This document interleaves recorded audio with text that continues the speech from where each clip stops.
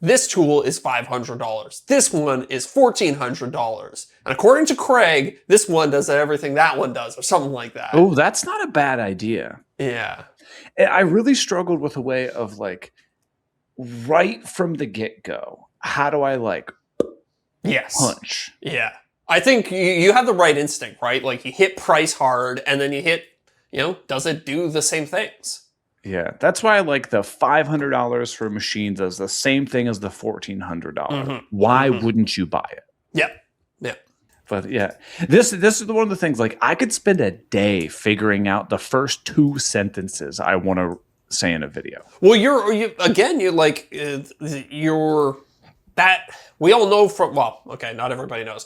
YouTube creators know that when you're looking at your retention graph of people watching your video, which is at the point at where people statistically tune out in the video, the biggest drop happens in the first 30 seconds of a video. Usually lose 30%. That's where you go from 100% of people to, like a lot of the time you lose anywhere from, in a good video, like 25 to 30%, and in a bad video, you might lose 50 to 60% of people in the first 30 seconds, right?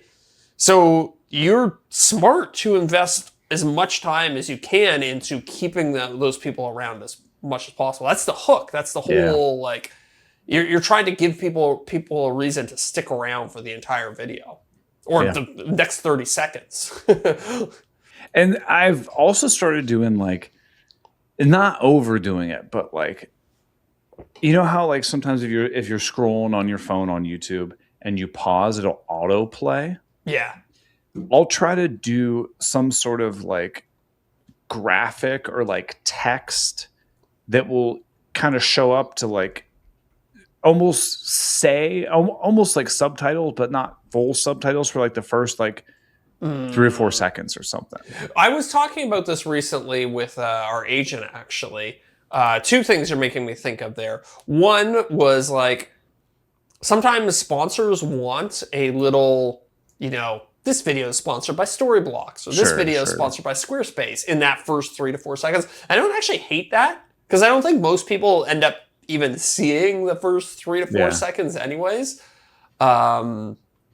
And then the other thing I was thinking about was, you mentioned just like that initial thing. If you watch Morley Kurt's latest video. Yeah, I did. His thumbnail transitions into... I know. Isn't that so cool? That was sick. Did you see it, Deric? I saw a video of his probably about a week or so ago. What was the video about? Yeah. It's like him 3D. I actually feel bad. I haven't watched the whole video yet. I just saw the intro. I was like, oh my God, that's so cool. He made this like folded like ribbon candy type table with a bunch of trash from 3D printed stuff. I watched that one. Yeah. I don't remember the transition. Oh, okay. I'm seeing it now. Yeah, it's like him. Wow, it was sick. It's very cool. Like a little puff of smoke and then you're in the video. Yeah, that's pretty good. Yeah. So did he? I'm assuming he planned that, but he would have to. The crazy thing about that is, I guess it would work no matter what. Like the intro still works no matter what, because again, that first 3 to 4 seconds doesn't matter too much. Like, but I was thinking, it's like he can't really do that much like A/B testing with the video. Well, he can. It's just the illusion doesn't work. Yeah, you lose the illusion, but it's Yeah.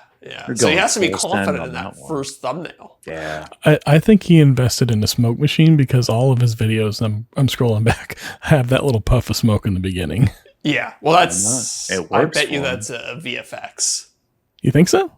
I think so, yeah. Well, yeah, I think that initial one. Oh, yeah, okay. I don't know.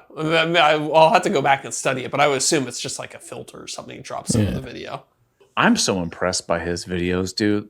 I know. That, forget what he's building. His stuff builds is very impressive.